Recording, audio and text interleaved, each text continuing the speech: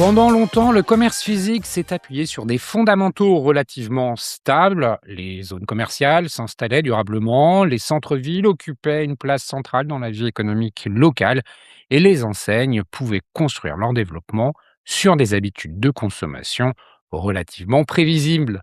Depuis quelques années, ces équilibres sont remis en question, les lieux de vie évoluent, les déplacements se transforment, certains territoires gagnent en attractivité, tandis que d'autres peinent davantage à attirer consommateurs, commerces et investissements. Dans ce contexte, comprendre les flux devient un enjeu stratégique. Où les consommateurs se déplacent-ils? Quel territoire attire aujourd'hui les enseignes? Comment identifier les zones qui gagnent en dynamisme avant que les chiffres d'affaires ne le révèlent et que nous apprennent ces mouvements sur les transformations plus profondes du commerce et de la société? Pour répondre à ces questions et à plein d'autres, je reçois aujourd'hui avec grand plaisir Pauline Paris, Chief Marketing Officer de MyTraffic. Créée en 2016, MyTraffic est une entreprise française, comme son nom l'indique, spécialisée dans l'analyse des flux piétons et automobiles. Et grâce à l'exploitation de données géospatiales, l'entreprise accompagne enseignes, foncières, investisseurs et collectivités dans leurs décisions d'implantation, de développement d'investissement. Donc vous comprenez la logique et la légitimité de MyTraffic à prendre la parole sur ces enjeux-là. Au cours de cette conversation, nous chercherons d'abord à comprendre comment ces flux permettent de lire les grandes évolutions du commerce. Nous nous intéresserons ensuite aux nouveaux modèles qui se développent actuellement sur le territoire et à ce que leur choix d'implantation révèle. Nous verrons également comment la donnée géographique devient un outil stratégique pour les enseignes avant d'élargir la discussion aux enjeux d'attractivité des centres-villes et aux nouvelles géographies du commerce. Mais avant de commencer, Pauline, peux-tu te présenter en quelques mots? Avec plaisir. Bonjour, Cyril et merci de me recevoir, aujourd'hui dans ton podcast. Je suis ravie de pouvoir échanger avec toi, sur, l'évolution, du retail aujourd'hui, en Europe. Pour me présenter, rapidement, moi j'ai le commerce dans le sang. Je suis une fille, de franchisés dans la grande distribution. Mon arrière-grand-père, mon grand-père, mon père, tenaient des Monoprix, pour être précise. Et donc moi-même, j'ai, donc depuis toute petite baigné dans le monde du commerce. J'ai d'ailleurs commencé ma carrière chez Monoprix, en toute, du coup, cohérence. D'abord en magasin, j'ai fait du coup, quelques années, en chef de rayon et ensuite après, adjointe, en magasin. À Paris, à l'étranger aussi, notamment au Liban, pour ensuite après rejoindre, les équipes au siège dans le département, data. Donc c'est là que je suis tombée, dans le monde, de la data qui en fait pour moi aujourd'hui, est vraiment une arme, super puissante, quand on veut évoluer dans le monde du commerce où effectivement on est en plein bouleversement.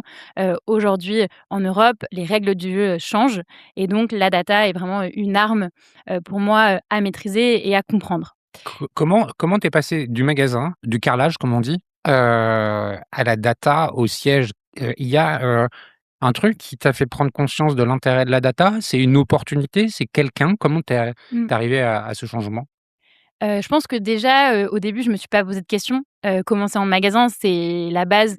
Tout le monde commence entre guillemets, par l'expérience terrain. Il y a personne, en tout cas très peu de personnes, au siège chez Monoprix. C'est vraiment dans l'ADN, de comprendre comment ça fonctionne sur le terrain, comment ça fonctionne en magasin, la réalité des équipes et la réalité aussi, des clients. Et donc du coup, j'ai commencé par là. J'ai d'abord commencé par des stages et puis après, mon premier emploi.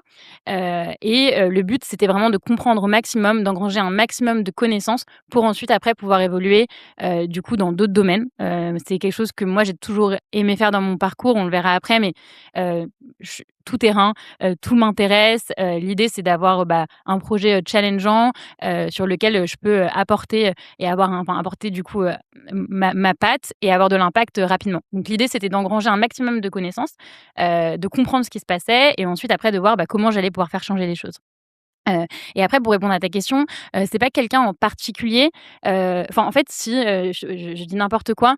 J'ai échangé à ce moment-là avec, Florence Chafiotte qui était la directrice du coup, marketing à l'époque, chez Monoprix. Donc Mmh. maintenant elle est chez Fnac, je pense que, tu la connais aussi, et qui en fait à l'époque du coup, était chez Monoprix, et gérait vraiment toute la partie marketing et clients. Et j'ai échangé avec elle justement à ce moment-là, et elle m'a parlé, de la data et du pricing, notamment de l'importance de la data dans le pricing. Elle était assez quand même visionnaire visionnaire et avant-gardiste sur ces sujets-là. Et elle m'a dit, je viens de recruter, un ponte de la data, qui venait de chez Simon Kucher, le cabinet de conseil, qui va arriver dans quelques mois. Il faut absolument que tu travailles avec lui, tu vas apprendre énormément. Et donc du coup, donc cette personne qui est Arnaud Foujol, qui était du coup à la direction, de la data après chez Monoprix, pendant toutes mes années, chez Monoprix, qui était vraiment, un mentor, pour moi, m'a parlé de son projet, qui était de remettre la data au cœur des décisions opérationnelles chez Monoprix. Et donc c'est parti de là. Je l'ai rejoint, on était 3 dans l'équipe quand j'ai quitté du coup, l'enseigne il y a quelques années maintenant pour aller chez MyTraffic. On était 200 donc ça a vraiment aussi, été une expérience fondatrice pour moi, dans mon parcours et dans ce que j'ai vu du retail. Alors, on va s'arrêter 2 secondes sur MyTraffic pour comprendre réellement la proposition de valeur de Mmh. l'entreprise. Je l'ai rapidement, présentée en introduction, mais je pense que c'est un peu plus. Comment tu présentes cette entreprise? Moi, ce que j'aime dire, c'est que je ne vends pas de la data, je vends les mêmes armes aux acteurs du commerce physique que celles, des géants du e-commerce. L'idée, c'est vraiment ça. On entend souvent parler de la dichotomie, entre le e-commerce et le monde physique. On entend souvent parler, que le e-commerce va tuer le commerce, que les commerçants sont en train de mourir et donc la proposition de valeur de MyTraffic, c'est comment on vient combler ce gap, comment on vient réduire l'écart entre ce qui est proposé à des acteurs du digital. Donc, je pense que tu le sais, mais aujourd'hui, un site internet est traqué de tous les côtés. On a des informations sur qui vient, quand, comment, qu'est-ce que les gens achètent et ça permet d'avoir une expérience utilisateur, qui est optimale et donc d'optimiser la performance derrière. L'idée de MyTraffic, c'est vraiment de faire la même chose, pour, aider le commerce physique dans sa mission. Comment on va choper la donnée? Ça, c'est très simple. La majorité de notre donnée, donc on a plusieurs typologies de données. Tu l'as dit tout à l'heure, le flux piéton, qui est la donnée cœur de MyTraffic historique, sur laquelle on a commencé à travailler il y a 10 ans maintenant et qu'on fait évoluer, hein, constamment pour la rendre de plus en plus fiable. Ça, la donnée, elle vient d'applications mobiles. Donc, quand tu es sur ton téléphone, et que tu utilises une application, gratuite, il y a derrière, quand tu donnes ton consentement pour le partage de ta donnée, une exploitation de cette donnée pour monétiser l'utilisation de l'application. Et donc nous, on va venir acheter de la data à une centaine, voire des milliers d'applications partout en Europe, pour ensuite après, la travailler, l'extrapoler pour en faire, des insights utilisables par nos clients. C'est la grande force aussi de MyTraffic, c'est que, à l'instar de ce qu'on peut avoir, en magasin, ou dans des centres commerciaux qui sont des, capteurs physiques pour compter les piétons à l'entrée et à la sortie, là, on va avoir une donnée qui est disponible partout en Europe, sur toutes les adresses, en Europe et donc du coup, une largeur de jeu qui est, assez incroyable parce qu'on va pouvoir comparer n'importe quel emplacement avec un autre emplacement, avec un autre concurrent donc voilà, donc le Et terrain de c'est jeu donc une est donnée vivante parce que ça veut dire que, constamment vous allez, elle est rafraîchie tous les jours. Donc ouais. tous les jours, on reçoit des milliers de points de données qui nous permettent de faire évoluer, nos modèles derrière. De la même façon, on a un flux du coup véhicule qui nous permet, pareil de pouvoir capter tous les mouvements en périphérie, donc hyper important aussi, pour le commerce. Et là, du coup, on va avoir une source de données qui est la donnée, de constructeurs automobiles. Donc du coup, directement issue des voitures, des trajets en voiture sur lesquels on va pareil récupérer des points qui vont nous permettre de reconstituer derrière des trajets et puis, des flux, au global partout en Europe. Merci pour ces, précisions et effectivement, je pense que, les auditeurs, sont, sensibles à ce que tu racontes pour comprendre pourquoi on va pouvoir ensemble parler de quelque chose dont on ne parle jamais. Enfin, en tout cas, moi, j'en parle jamais et je suis heureux de pouvoir le faire. Justement, ces flux, à revenir sur une actualité, une réalité du commerce qui est celui du commerce physique. On en Mmh. parlait en préparation, de l'émission. Aujourd'hui, c'est, plus de 85 du volume du commerce de détail qui est réalisé en Mmh. magasin. Oui, il y a de l'omnicanal et oui, il y a de la préparation, d'achat, physique avec, son téléphone en digital, mais l 80 plus de 85 des transactions, s'effectuent, en magasin. Donc Mmh. l'importance du magasin est toujours, d'actualité. Il est important de le, Mmh. de le redire. On voit beaucoup d'évolutions, dans le commerce. Il y a pas une semaine où on n'en parle pas. Mmh. Rarement, trop rarement en ce moment avec, quelque chose de positif. Complètement. On en entend surtout une actualité un peu difficile. Cependant, j'aimerais qu'on parle, de cette transformation du commerce au travers des flux, Mmh. et J'aimerais que tu me poses un peu le constat, quand on regarde les données sur ces dernières années, Mmh. qu'est-ce qu'on comprend, de l'évolution du commerce? Bah, déjà, effectivement, comme tu le dis, on entend beaucoup au quotidien parler, de nouvelles plutôt, négatives sur, la santé du commerce, en France, en Europe, et l'évolution, du commerce physique. Ce qu'il faut savoir, c'est que nous, chez MyTraffic, on voit plutôt l'inverse parce qu'on travaille, du coup, avec des enseignes, qui généralement vont bien, sont en expansion, et du coup, cherchent, à s'étendre et à grandir. Donc ça, c'est le côté aussi très agréable chez MyTraffic d'avoir ce côté vraiment très positif et il faut le dire, il y a énormément d'acteurs aujourd'hui en France et en Europe qui vont bien, qui ouvrent, qui trouvent, leur clientèle, et qui, derrière, font, du chiffre d'affaires, et performent. Donc ça, c'est hyper Oui, important, parce que en déjà. fait, vos clients, c'est quoi? C'est les grandes enseignes qu'on connaît tous, Oui, je l'ai peut-être pas dit effectivement quand on a parlé de MyTraffic. Donc nous, nos clients, on va avoir 3 verticales principales. Le retail, donc là, ça va être le commerce, donc les grandes enseignes que tout le monde connaît, des Sephora, des Five Guys, des McDo, des Paul, bon, toutes les enseignes assez classiques. On va avoir des enseignes un peu plus, niches, donc soit des enseignes DNDB qui ouvrent des magasins, ou des secteurs très spécifiques, en croissance, par exemple sur la pet food, des Animalis, par exemple, ou dans le fast-food, la boulangerie ou le crousty. Et après, on va avoir tout ce qui est real estate, qui est aussi, un gros, pan chez MyTraffic. Donc là, important d'avoir de la donnée pour comprendre, et promouvoir les centres commerciaux, les assets de manière générale, aux enseignes, derrière. Et enfin, un gros pan dont on va discuter aussi après, le secteur public, les villes, parce qu'on entend souvent aussi la dichotomie entre, on va dire la bataille, entre les commerçants, qui disent: «Il y a personne dans ton centre-ville» et les centres-villes qui disent: «Oui, mais personne n'est intéressé par ton enseigne». Et donc ça, c'est aussi un débat, nous, qu'on observe de façon très neutre, avec nos clients et on accompagne les villes dans la redynamisation de leur centre-ville. Comment les aider à aller, trouver les bonnes personnes à faire venir dans le centre-ville pour les bonnes raisons. Ouais, écoute, c'est super que tu le Ouais. précises parce que je pense que c'est un aspect important justement pour comprendre, ces transformations du Mmh. commerce au travers des flux. Heu, Pourquoi je te pose la question? C'est que le covid est passé par là et les confinements ont peut-être modifié, Complètement. heu, un historique de flux. Qu'est-ce que tu peux nous raconter par rapport à ça? Complètement, effectivement, on voit que, les dynamiques, qui étaient des dynamiques, comme tu dis, historiques, notamment avec, l'émergence du télétravail, donc il y a eu une émergence très forte, très soudaine, notamment sur les déplacements, pendulaires entre périphérie et centre-ville, a énormément, bousculé, ces habitudes. On voit que il y a un peu un retour, à la «normale» entre guillemets actuellement, mais ça a quand même bousculé énormément d'enseignes, dans leurs habitudes. Ça, c'est le premier point pour moi qui est important. Le 2e point aussi, qui est, clé, dans l'évolution des flux, c'est, l'évolution de la mobilité, notamment avec, toutes les politiques autour de la mobilité douce, donc de moins en moins de gens avec des véhicules, de moins en moins de gens avec des déplacements de véhicules, donc en périphérie. Donc on a en fait des clients qui vont être plus statiques dans leurs déplacements au global et donc des enseignes qui doivent s'adapter aussi au mouvement de leur clientèle. Heu, J'aime bien cet exemple de, IKEA avec qui on travaille.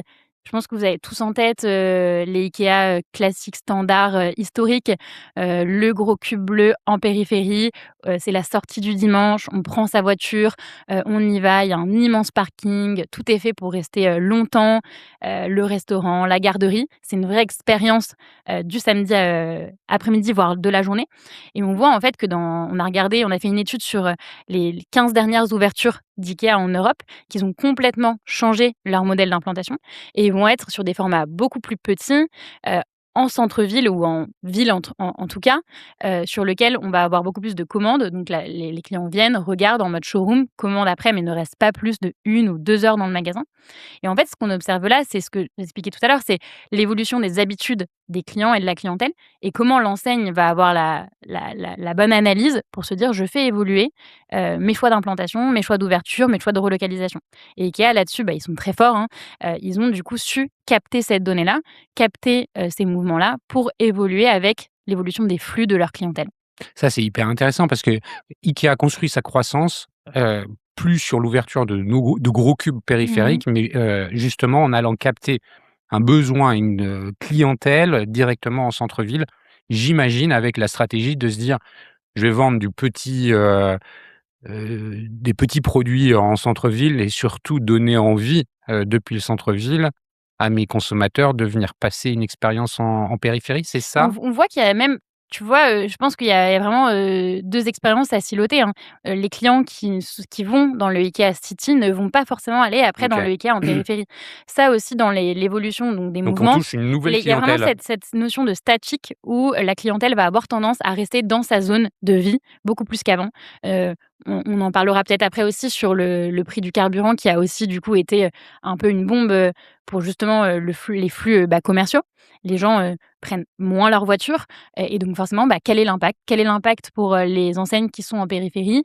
Quel est l'impact pour les enseignes de grande distribution qui ne sont pas accessibles à pied sur la livraison, et sur les horaires aussi d'ouverture? Donc ça joue énormément aussi. Il faut savoir que, le retail, évolue, de façon très rapide par rapport à toutes les actualités qu'on peut avoir sur le niveau de vie, et le pouvoir d'achat aussi, des clients. C'est très intéressant que tu parles de ça et que tu rattaches à l'actualité liée au coût du carburant avec la guerre en Iran et justement le sujet des centres-villes. On Mmh. commençait rapidement à en parler. Les centres-villes sont, heu, à la fois plébiscités par les consommateurs parce que c'est une zone dans laquelle ils aiment sortir, où il y a de Mmh. l'activité, on peut aller, dans des restaurants, dans des bars, faire quelques courses, mais en même temps qu'ils sont pas complètement satisfaits de l'offre Mmh. qui se présente à eux, qui se plaignent de voir disparaître des magasins. Ils sont un peu schizophrènes parce que ce sont les mêmes consommateurs qui vont aller acheter sur les plateformes chinoises Mmh. et puis, les agglomérations qui cherchent à dynamiser ou redynamiser, Mmh. ces centres-villes. Le fait que l'utilisation de la voiture devient quelque chose de plus réfléchi à cause du coût, Mmh. de transport, est-ce que vous observez déjà quelque chose se passer dans la refréquentation des centres-villes? Complètement. Donc là, si on reste sur cet exemple de l'évolution, du prix, du pétrole, on a justement fait une analyse, le mois dernier sur, un panel d'une trentaine de centres-villes, en France, et de le comparer avec la politique de mobilité douce dans ces villes. Et on voit qu'il y a une corrélation claire entre, la baisse de fréquentation dans des centres-villes où en fait le moyen premier de transport est la voiture et d'autres villes sur lesquelles les infrastructures, poussées, souvent par les politiques de la ville, sont des infrastructures, plus orientées mobilité douce.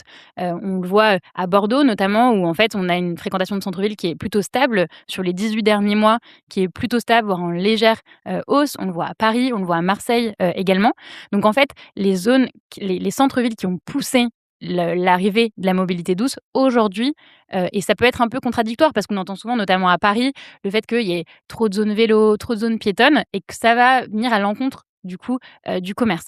Mais on le voit quand même d'un point de vue global que la fréquentation, elle, n'est pas impactée directement.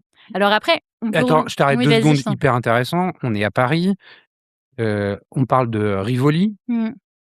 Parce que là, l'exemple que Oui, tu oui. parles, me fait, penser à Rivoli. Tous les commerçants de Mmh. Rivoli étaient vent Éminent. debout, Mmh. devant, la transformation de la rue, en piste cyclable Mmh. géante, en disant que ça allait faire fuir, le flux, de consommateurs potentiels. Vous avez observé cette réalité-là? Complètement et c'est encore des échanges qu'on a tous les jours avec, nos clients. On travaille aussi avec la fédération, des acteurs du commerce et des territoires, la FACT et donc du coup avec lesquels, pareil, c'est des sujets du quotidien, et c'est des dichotomies qui sont plus complexes. On peut pas juste se dire, c'est une zone, du coup, de piétons, il va y avoir moins de monde, donc du coup, ça va avoir un impact sur le commerce. Pour moi, c'est vraiment une guerre qui est beaucoup plus compliquée que juste se dire, heu le mode enfin l'infrastructure de la ville change et donc du coup, il va y avoir un impact direct sur le commerce et inversement.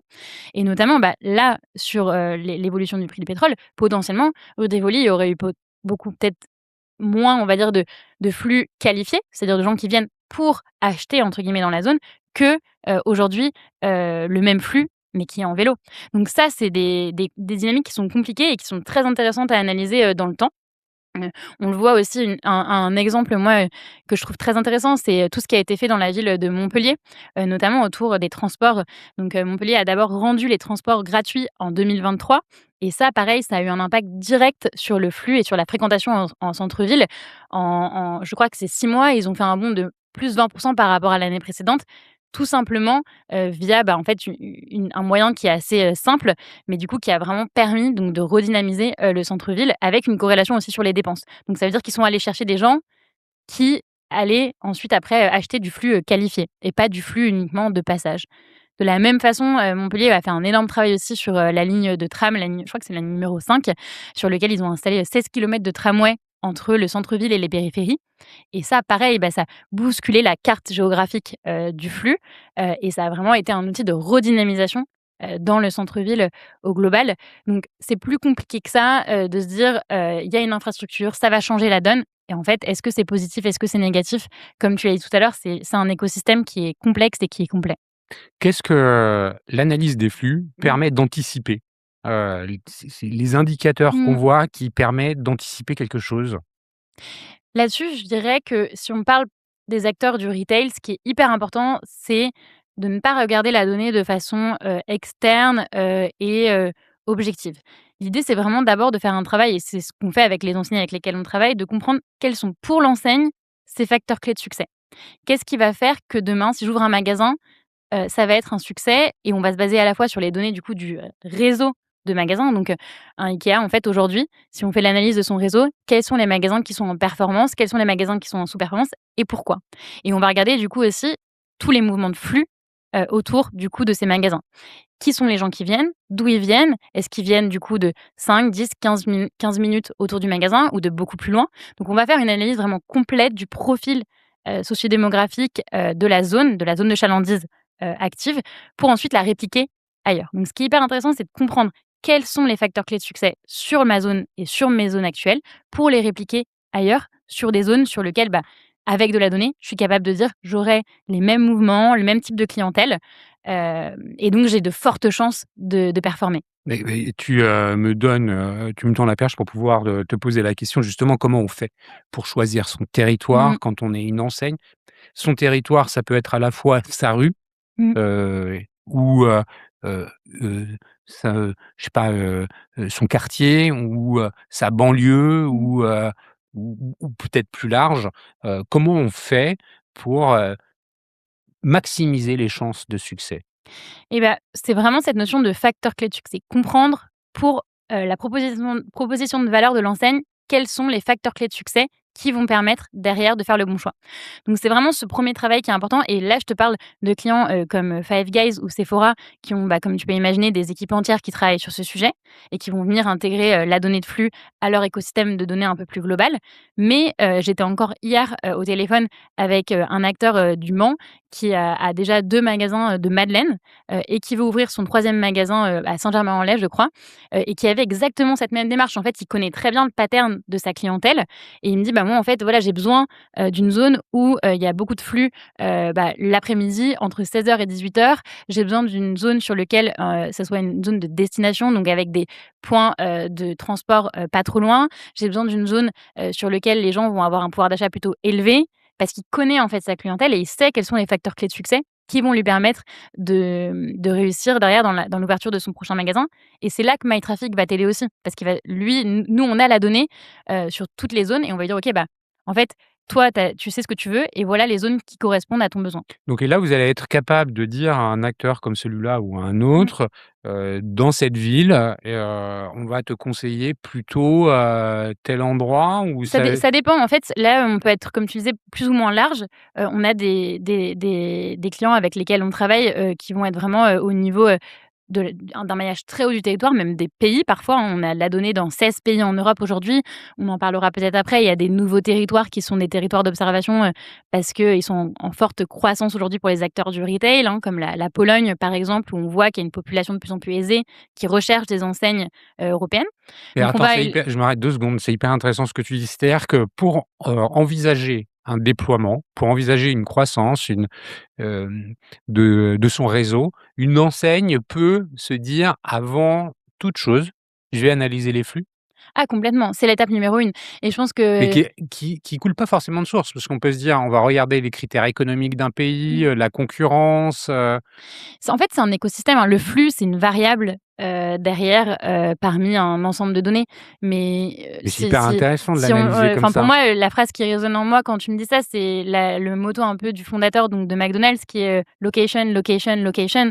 C'est, ça reste clé. L'emplacement aujourd'hui reste clé et on le voit aujourd'hui, pareil, je regardais hier, une statistique qui est intéressante, par mois en France, il y a 200, boulangeries qui ferment et à peu près pareil qui ouvrent. C'est juste énorme et en fait, à 25 mètres dans une rue, potentiellement le résultat n'est pas du tout le même. Donc, oui, même au niveau de l'implantation dans un pays, hein, pour des clients avec lesquels on travaille qui sont sur une stratégie, bah, j'en parlais encore hier aussi avec, Honor, l'équipe, enfin les salles de sport qui sont un peu partout en Europe. Pour eux, c'est clé de savoir du coup, bah, où s'implanter, dans quel pays, où est-ce qu'il y a de l'attraction, commerciale et ensuite après qu'on les accompagne dans des pays où ils ne connaissent pas le territoire, sur les bonnes zones. Et encore une fois, le flux est une variable. Par exemple, nous, on a aussi des données, donc de toutes les données, de points de vente et d'environnement commercial.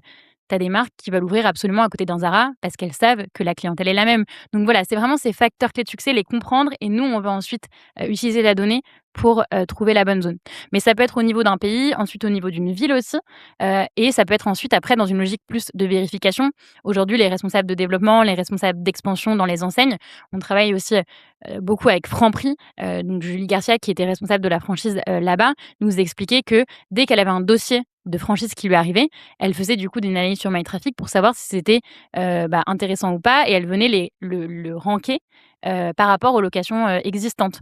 Donc il y a vraiment cette logique aussi de soit je suis à un niveau, très high level, soit je vais être au niveau micro. On me propose un emplacement, est-ce qu'il est intéressant ou pas par rapport à mon réseau existant et par rapport au profil de cet Pour emplacement. aller dans ce sens-là, il y a aussi, l'expérience qu'on propose en magasin qui va jouer sur le flux. Ah complètement, évidemment et là, ça dépend si on est une enseigne de destination ou plutôt d'opportunité. L'enseigne de destination, c'est le rêve, hein, à partir du moment où effectivement on a une expérience en magasin qui donne aux gens, envie de se déplacer, c'est la clé, évidemment et donc là-dessus, c'est de trouver aussi le bon endroit de destination, potentiellement avec une zone pour un parking, potentiellement une zone avec, bah, j'en parlais tout à l'heure, des transports, pas loin donc la bonne zone pour mettre ton commerce de destination. Mais évidemment, l'emplacement, c'est une variable. L'expérience en magasin reste derrière clé et notamment peut-être sur la conversion. C'est-à-dire que c'est pas parce que je viens que j'achète. Et ça, c'est très bon, ça, vous avez peut-être pas forcément la donnée, la conversion? Bah, on le travaille avec nos clients et donc du coup, on travaille sur tout le funnel avec nos clients pour justement réconcilier la donnée donc de trafic, de flux et de captation derrière ensuite et de conversion. Donc aujourd'hui, vous êtes capable de me dire, globalement où ça marche, quel concept marche et quel secteur marche? Est-ce que tous, les secteurs fonctionnent de Mmh. la même façon ou pas? Bah, c'est ce que j'adore, chez MyTraffic, c'est que du coup, je vois énormément de tendances, énormément, d'acteurs, partout en Europe et donc j'observe, j'ai une vision 360 sur ce qui se passe dans le retail. Ça m'a particulièrement marqué au salon le MAPIC, à Cannes. Je ne sais pas si tu connais? C'est un Ouais. salon, de l'immobilier très, très connu, en Europe. Tous les acteurs du retail, s'y rendent et nous, on y va chaque année, on a un stand là-bas et en fait, c'est marrant parce que le flux pour le coup, des visiteurs du stand était très représentatif, des tendances actuelles, dans le retail. Donc on avait, bah, premièrement une grosse brique autour, du pet food, pet care de manière générale. Nous, on a des clients, bah, comme Animalis, GMT qui sont des clients, bah, qui ont qui ouvrent des centaines de magasins, par an. Parce qu'aujourd'hui les gens, bah, dans leurs, arbitrages, de budget, la dépense, pour leurs animaux reste une priorité et c'est un secteur qui aux États-Unis a explosé pendant des années et qui arrive très fort, en C'est-à-dire ils Europe. sont prêts à dépenser moins dans l'alimentation pour eux au bénéfice de leurs animaux? Complètement et c'est d'ailleurs, marrant Super parce bien. qu'on voit, hein, le levier prix dans la grande distribution, c'est un levier qui est énorme, hein, la bataille des prix, Leclerc, Intermarché, Lidl, c'est, le levier numéro un. Donc nous, chez Monoprix, c'était un peu moins, le levier, hein. J'avais l'avantage de travailler sur d'autres leviers, que celui du prix. Mais les gens, oui, se battent pour des centimes sur l'alimentaire, ce qui est normal, hein, aujourd'hui, je veux dire que ça reste, un poste de dépense, qui est ultra important dans les budgets, donc c'est normal. Mais par ailleurs, potentiellement dans les mêmes, budgets, on va avoir tendance à plus dépenser, dans, le soin, des animaux et l'alimentation des animaux. Donc ça, c'est une grosse tendance quand même, on le voit. On a des acteurs aussi, allemands, j'ai plus en tête, le nom, mais qui ouvrent des magasins, Maxiso. Ça me revient à l'appel. Donc ça, c'est une des grosses tendances quand même, qu'on observe.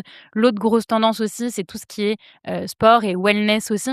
Vous l'avez peut-être vu aussi passer, mais à Paris, on commence à avoir des concepts comme la contraste thérapie, qui ouvrent avec, Qu'est-ce que que c'est? cette c'est, du coup tout un concept autour du contraste entre le chaud et le froid, avec des bains froids et des saunas et donc d'alterner en fait les 2, ça, a des bienfaits, visiblement, hein, je l'ai jamais testé, j'ai envie de le tester, pour le corps, et donc du coup, ça va être des lieux donc de bien-être qui vont, avoir à la fois des saunas et des bains froids. Il y en a là dans les 6 derniers mois, 2 acteurs, à Paris qui ont ouvert, Saint-Roch, rue Saint-Roch et Reset aussi, club, qui sont du coup, des tendances qu'on voit arriver et popper un peu partout. Nous, on a des demandes entrantes, on voit parfois des concepts qui, avant même d'arriver en France, viennent se renseigner sur le maillage territorial et ça, c'est quelque chose qui arrive très fort. On le voit aussi avec tous les concepts, de pilates réformeur, de sport au global où on a vraiment cette notion de bien-être qui vient et qui rentre en jeu. Les gens ont envie d'aller dans des endroits, qui sont beaux, dans lesquels ils vont se faire du bien. Donc ça, c'est une grosse tendance aussi. Heu, le sport de manière générale aussi, hein, c'est une valeur sûre. On voit les concepts comme le paddle, qui émergent. On a énormément de clients, qui aujourd'hui clients, prospects qui nous demandent de la data pour l'ouverture de terrains de paddle partout, en France, partout en Europe. On en parlait juste avant l'épisode, mais l'Aerox aussi, et donc du coup, qui est aussi une des grosses tendances sur lequel on voit énormément d'acteurs se positionner, chercher les L'Aerox, attends, tu me l'as expliqué, je vais essayer tu vas me dire si je me suis trompé ou pas dans ce que j'ai retenu. C'est, l'idée de mélanger, le running avec, du crossfit. exactement, donc c'est, un mix entre, 8 tours de course et entre chaque tour, une étape, de CrossFit et donc ça, pareil, énormément de concepts qui se créent autour de ça. Hem, c'est marrant parce que dans le sport, dans le bien-être et on peut l'élargir au leisure aussi après, hein, tout ce qui est parc d'attractions, trampoline park, parc, on voit aussi des comme par exemple l'Atelier des Lumières à Paris, donc c'est des musées virtuels. Tout ça, c'est aussi une grosse tendance, le leisure qui se développe notamment en centre commercial. Ici, on n'est pas sur la guerre des clients. C'est des concepts sur lesquels ils ont pas de mal à aller chercher des clients, mais sur la guerre des mètres carrés. Où est-ce qu'on va avoir, du coup, trouvé le meilleur local, le meilleur emplacement, au meilleur endroit pour avoir derrière un ratio, d'effort qui est enfin un taux d'effort qui est le plus optimisé, donc entre loyer, et chiffre d'affaires. Et c'est moi je suis impressionnée par le nombre d'acteurs que je rencontre, au quotidien, que je vois la traction commerciale sur ces concepts-là. C'est très intéressant que tu nous expliques ça et quand je t'écoute parler, je comprends que la donnée, heu, est utilisée pour pouvoir prendre des décisions, d'implantation. Mmh. Donc on est sur quelque chose de réfléchi, et conjoncturel, ou c'est-à-dire on prend une décision d'ouverture, Mmh. une fois. Mais cette donnée, comment elle est exploitée, dans la durée? Comment en fait, un retailer peut, s'intéresser à ça? Comment il Mmh. monitore des évolutions de flux et en quoi c'est stratégique? Mmh.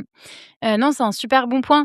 Effectivement, là, j'ai beaucoup parlé d'expansion, mais nous, derrière, nos clients, on les accompagne, sur, plusieurs années, hein. Ils viennent pas uniquement chez MyTraffic pour avoir une donnée à un moment T. Je parlais de Franprix tout à l'heure, c'est un très bon exemple. Franprix, ils nous utilisent pour suivre tous leurs magasins et notamment tous leurs magasins de franchisés. Tout simplement pour répondre à une question qui est: quand il y a une sous-performance ou une surperformance, comment on va lire, en fait, cette sous-performance ou cette surperformance et qu'est-ce qu'il y a derrière? Quels sont les facteurs de sous ou surperformance?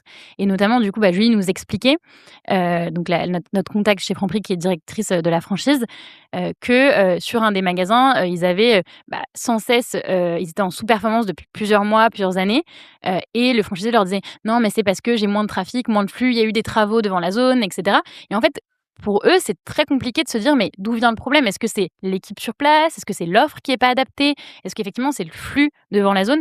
et nous, on va venir les accompagner sur ça. Leur donner du coup des éléments pour pouvoir comparer leurs magasins entre eux, se dire: «En fait, là, tu as le même trafic entre le magasin A et le magasin B.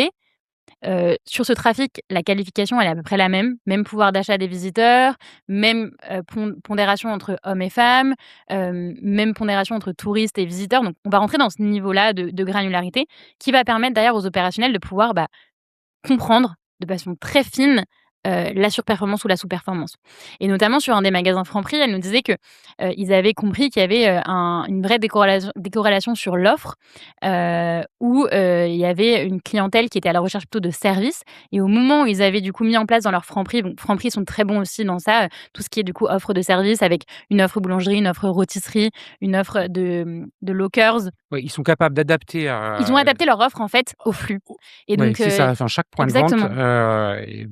il ressemble pas forcément à un autre. Exactement et donc du coup, la donnée de flux, elle les a aidés et la donnée de flux, de manière générale, en domaine trafic, je synthétise quand j'ai dit de flux, mais la donnée d'environnement commercial les a aidés à comprendre ce qui marchait, ce qui marchait pas et à adapter derrière leur offre, à la zone, et à la zone de chalandise. Ouais, c'est très intéressant de savoir que en analysant le flux, on va pouvoir modifier l'expérience en point de vente. On parlait de Complètement. l'expérience en point de vente. Mmh. Il y a le concept même du retailer qui, va proposer une expérience, quand on va chez Zara, où que ce soit, on a la même expérience. Mmh. C'est travaillé. Mais tu en as d'autres qui vont pouvoir l'adapter. Tu viens de l'expliquer avec Franprix Complètement. et donc cette Pareil donnée pour Decathlon aussi, hein, si on reprend un autre exemple, hein, Decathlon, à la fois dans la stratégie, d'IKEA, où ils ont adapté, des formats, de centre-ville, hein, des Decathlon City. On a travaillé avec eux, chez MyTraffic sur comprendre, bah, donc dans chaque Decathlon, pardon, City, quelle est la bonne offre par rapport au profil des visiteurs. Hyper important. Est-ce qu'on va mettre plutôt, ben, une offre, ski, une offre running, une offre, donc il y a des choses qui paraissent évidentes, mais il y a des choses qui sont beaucoup plus, en fait, souterraines et il faut une analyse très granulaire de la zone de chalandise pour comprendre quelle va être la bonne offre, au bon endroit. Donc ça va être vraiment ce travail-là et après il y a un autre pan, on va dire, c'est une autre version du travail que les retailers vont faire, c'est, ensuite une fois qu'on a fait ce constat-là, qu'on a potentiellement adapté notre offre, comment on va mesurer derrière, l'impact des campagnes marketing qu'on va faire, de recrutement de clients. alors ça, c'est très intéressant parce que ça me permet de te poser la question suivante. Est-ce que, on peut compenser des faiblesses, par du marketing et y voir une influence sur le flux? Je dirais pas forcément compenser des faiblesses, mais c'est plutôt aller taper, au bon endroit, auprès de la bonne personne.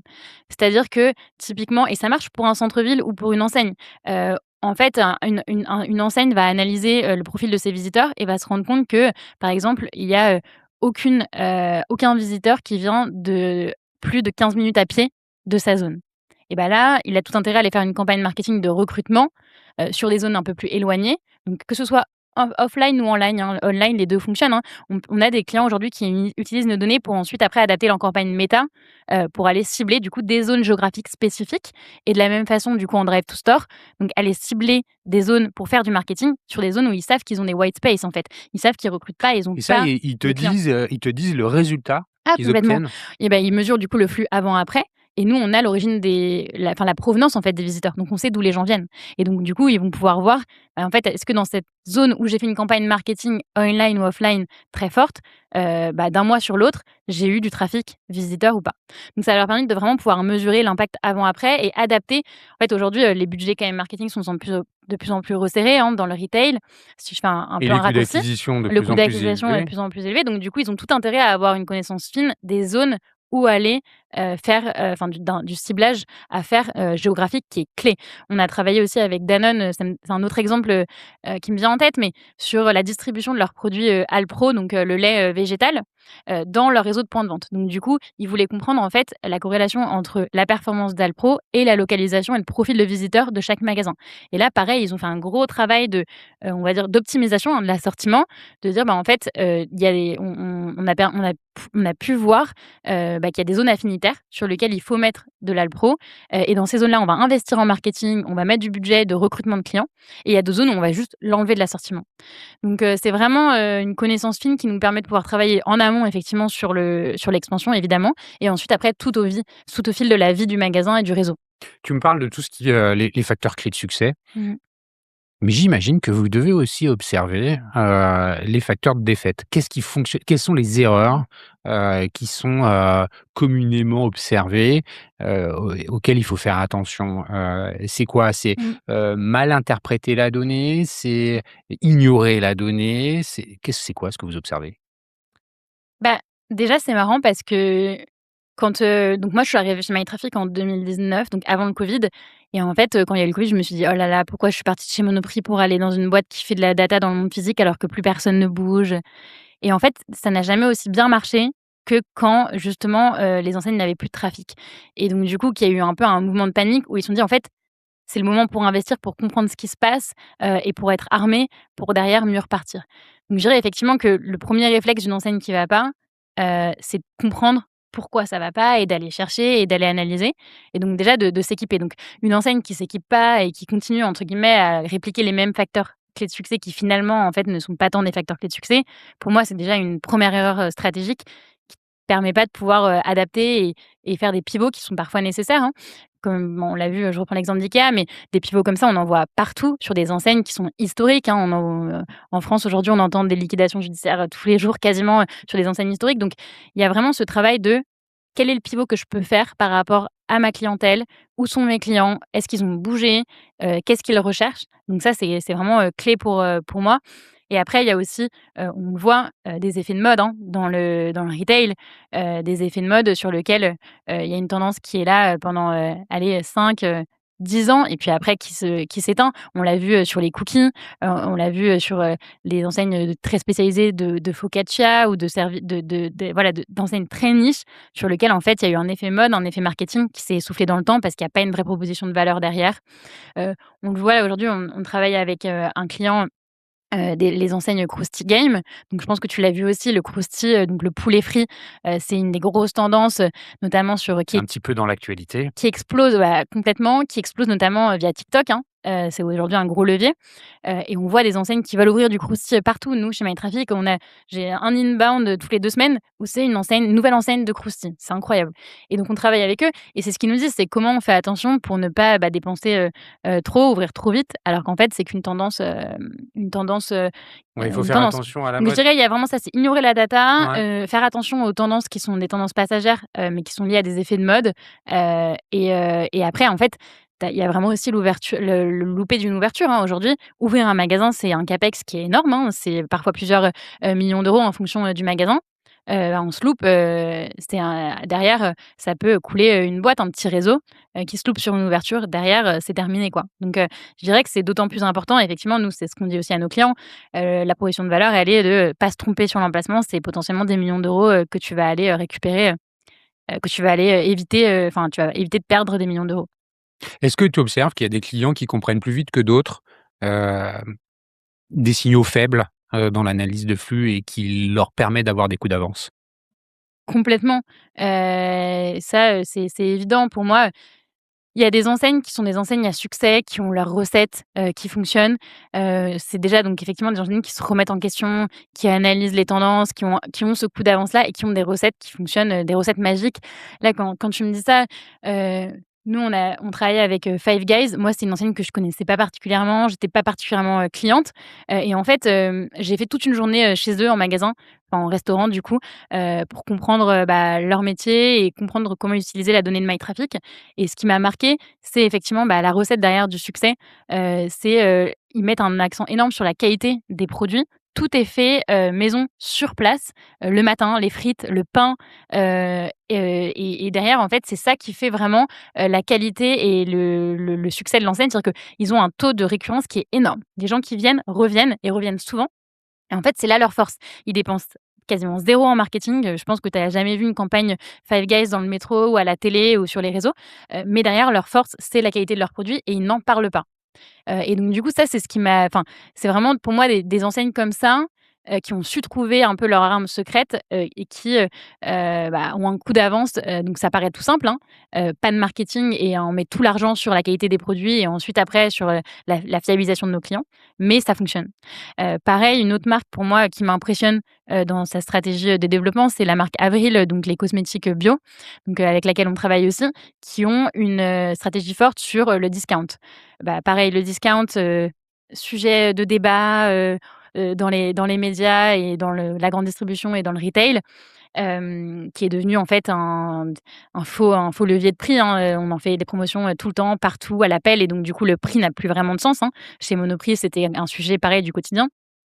Avril, eux, ils ont fait le choix de ne pas faire de promotion, jamais, d'avoir des prix qui sont les mêmes partout et des prix qu'ils estiment justes, sur lesquels il y a pas de promotion et Tout au long donc de l'année. tout au long de l'année et ça pareil, donc ils ont aussi des produits qui sont très qualitatifs, donc ils sont positionnés sur un segment, du cosmétique bio qui est un segment en croissance, mais ils ont su, prendre la place et la garder et la conserver. Donc on a des Aromazone aussi dans la même tendance, mais ils ont pour moi une recette secrète qui fait qu'ils fonctionnent et qui fait qu'ils sont très appréciés, de leurs clients et ça, c'est un peu un coup d'avance, un petit tips. Comment, je te pose la question, qui me vient en t'écoutant. Comment, la tech aujourd'hui vient renforcer votre dispositif? Est-ce qu'il y a beaucoup de données? L'exploitation de cette donnée, dans quelle mesure l'IA est là pour vous accompagner et à renforcer son exploitation? Heu Notre métier avec l'IA, il change pas, énormément, pour être honnête. Là où ça va changer et c'est génial d'ailleurs, c'est plutôt dans l'accès à la donnée pour nos clients. C'est-à-dire que nous, historiquement, donc MyTraffic, on est un logiciel, SaaS qui est accessible en ligne, sur lequel, il faut se connecter et derrière, il y a quand même un niveau de compétence minimum à avoir pour aller interpréter les graphiques, jouer avec la donnée, choisir des variables et donc ça demande quand même, de l'investissement en temps. Il faut, heu, se motiver pour aller sur l'outil, comprendre comment ça fonctionne, jouer avec les variables et aussi certaines compétences, basiques d'informatique et d'analyse de la donnée. J'ai été en magasin, comme je te l'ai dit tout à l'heure, quand en fait on sort d'une journée, en magasin, on n'a pas envie d'aller se connecter, on n'a pas le temps, c'est pas dans nos priorités et donc ça, c'était un vrai sujet de, MyTraffic, on avait un sujet d'utilisation par nos clients. Comment on fait pour que ça rentre dans leur routine, et que ce soit simple pour eux d'avoir accès à cette donnée? Et là, l'IA, nous a permis de sortir un nouveau produit, qui s'appelle Genie, qui est vraiment, conçu pour être, le consultant, de l'utilisateur. L'utilisateur va pouvoir lui poser n'importe quelle question dans un langage naturel, comme sur ChatGPT, tu pourrais le faire avec ChatGPT, et en un clic, du coup, il va avoir une réponse. Donc, Ouais, ça va bien. ça chamboule en fait la façon dont on va, se connecter avec nos clients et les clients vont utiliser MyTraffic. Et on le voit déjà, notamment sur, toute la partie, du marché plutôt ce qu'on appelle tiny ou franchisé, où en fait ils ont pas d'équipe dédiée, au développement ou dédiée à l'analyse de la donnée, hein, comme dans toutes les enseignes que j'ai mentionnées avant, mais ils vont avoir besoin de cette data-là et donc avoir un outil comme MyTraffic où peuvent poser des questions depuis leur téléphone, dans leur voiture, entre 2 rendez-vous, c'est hyper utile. Le, où tu parlais tout à l'heure, je reviens sur le sujet du centre-ville, du cas de Montpellier. Mmh. Tu m'as cité, d'autres cas de ville d'ailleurs avant qu'on en commence à enregistrer. Comment, le chantier, est, initié et quels sont les objectifs qui sont fixés quand vous commencez à Mmh. travailler, avec une, agglomération sur, les centres-villes? Heu Donc oui, effectivement, moi, c'est des projets que j'aime beaucoup et que je trouve très intéressants, chez MyTraffic parce que déjà, c'est des projets, moyen long terme, hein. On n'est pas sur une ouverture de magasin, entre guillemets, même si une ouverture de magasin, ça reste quand même pas un choix qui se fait en 2 secondes. Mais là, on est vraiment sur du temps long et donc comment ça fonctionne? On travaille du coup avec l'équipe, en charge de l'animation de la ville. Donc ça va être soit la municipalité, soit la CCI, soit, tout simplement la mairie, et derrière, l'idée, c'est de pouvoir d'abord faire un bilan, en fait, de la dynamique, pardon, du centre-ville et de la ville de manière générale et ensuite on va travailler avec les équipes pour comprendre ce qu'ils veulent optimiser et pourquoi. Et donc là, tu prends à la fois les flux piétons et les flux automobiles? Les 2. Donc, par exemple, effectivement, je regarde enfin, j'ai échangé avec notamment la ville d'Alès, il y a quelques semaines, qui ont, travaillé sur un énorme projet de rénovation des halles de l'Abbaye, qui est des halles de l'Abbaye, qui est un gros, enfin des halles, en fait, en centre-ville, sur lequel ils ont fait un énorme travail de rénovation pour notamment, aller attirer dans leur centre-ville des profils qui étaient plus forcément, visiteurs du centre-ville, donc qui étaient plutôt en périphérie et qui n'avaient aucune raison de se déplacer. Et donc avec tout l'investissement qu'ils ont fait de rénovation pour donner envie aux gens de venir et de refréquenter, ces halles, on a vraiment vu une évolution du trafic en centre-ville. Je crois que c'était plus 20 en 2 ans, quelque chose comme ça. Donc c'est du temps long. Ils ont compris, qui étaient les gens qui ne venaient plus. C'est les gens qui venaient avant, mais qui ne venaient plus. Ils l'ont vu dans l'évolution du trafic, dans nos chiffres. Ils l'ont vu ensuite comme une priorité. Donc ils ont, à la fois travaillé sur les infrastructures hyper importantes qui vont permettre aux gens d'avoir une raison de revenir et ensuite sur le recrutement. Donc comme Montpellier a pu le faire avec les transports gratuits ou, des nouvelles lignes de transport ou des programmes qui donnent envie aux gens de revenir. Et donc c'est ça qu'on va travailler avec les villes. Par exemple, on travaille avec des villes, vraiment de toute taille. C'est ça qui est très intéressant aussi, ça nous permet d'avoir un paysage assez global. Une ville, par exemple, comme Thionville, qui a réduit sa vacance commerciale de 10 pareil, je crois en 1 an, en travaillant justement sur la promotion de la ville. Ça, c'est quelque chose qu'on aime beaucoup faire aussi. On l'a fait avec Montélimar, il y a pas longtemps. Comment mettre en avant, les assets de la ville pour donner envie, aux commerçants de s'y installer et donc du coup, avec les données, on va construire un panel, un petit bilan sur l'attractivité de la ville. En fait, le pouvoir d'achat des visiteurs, quand est-ce que les gens viennent? Est-ce qu'ils viennent plutôt le week-end? Est-ce qu'ils viennent plutôt, la semaine? Combien ils dépensent? Qui sont ces gens? D'où ils viennent? Et donc on va aider les villes à promouvoir leur centre-ville, à réduire leurs vacances commerciales, qui est un sujet, pareil, très, très chaud du moment. Si, pour conclure notre conversation, je te posais la question, c'est quoi les évolutions auxquelles il faut qu'on s'attende? Qu'est-ce qu'on Je sais pas, sur les nouveaux usages de la donnée, sur, les nouveaux acteurs qui viennent vous chercher pour prendre de la donnée auxquels vous ne vous attendiez pas ou, des demandes un peu, nouvelles qui sont peut-être, des signaux faibles? Comment on voit, Mmh. ces évolutions-là? C'est une bonne question. Pour moi, déjà, c'est le enfin la conclusion, c'est vraiment le commerce n'est pas en train de mourir. C'est vraiment la bonne nouvelle et on voit une traction, moi je le vois tous les jours via les demandes qui sont entrantes, sur MyTraffic, des gens qui ont des projets avec des tailles très différentes, hein, que ce soit des mastodons. On voit des acteurs américains qui arrivent, des acteurs, par exemple comme Vuori sur les lunettes, comme, Figs sur de l'habillement médical, donc des magasins, d'habillement médical, donc des acteurs très spécifiques aux US qui veulent s'implanter, en Europe, en France. Et après, on a aussi énormément de petits projets, de franchisés, d'enseignes, de nouvelles enseignes, donc que ce soit, j'en parlais de la Madeleine, de la boulangerie, des restaurants, et donc ça, c'est pour moi une dynamique et une ADN française, qui est, encore très présente, et qui est pas du tout, en train de s'essouffler. Donc après voilà, il y a un turnover, ça c'est une réalité, et donc du coup, c'est comment on continue d'accompagner au mieux ces acteurs-là et à leur donner, les meilleures armes pour prendre les bonnes décisions. Donc voilà, donc je dirais vraiment c'est cette dynamique, comment on continue à la faire grandir, en France. On en a pas parlé avec toute la polémique, de Chine et avec l'arrivée d'un acteur comme Chine, en France. On voit que c'est quand même globalement, rejeté, hein, par la clientèle, française. Aujourd'hui, c'est pas un Enfin, il succès. s'est rejeté, mais en même temps, il y en a 40 de la population française qui a acheté Qui sur commandent en Chine. ligne complètement, mais en tout cas en commerce physique, aujourd'hui, nous, on l'a regardé, on l'a analysé, hein, les retombées sont vraiment pas bonnes sur le flux. On voit une baisse du flux, Ah dans oui, c'est ça, ouais, ouais, complètement, dans le magasin physique, du BHV. Donc comment dire? On a quand même, je trouve cette ADN française, cette culture du commerce qui est encore très forte, voilà, nous, ce qu'on espère en tout cas et c'est pour ça, hein, c'est la mission aussi de MyTraffic, c'est, continuer à leur donner, des armes qui leur permettent de combattre dans l'environnement du e-commerce, dans l'environnement de internationalisation, Nationalisation. de la dynamique, en ville. Eh ben, écoute, Pauline, merci beaucoup pour, cet échange. Si on veut, rentrer en contact avec toi, c'est quoi? LinkedIn comment on Oui, fait? LinkedIn, donc Pauline Paris, comme la ville de Paris, c'est très simple, parfait. mytraffic, .fr, c'est ça? mytraffic.fr. Merci en tout cas beaucoup pour la qualité de cet échange.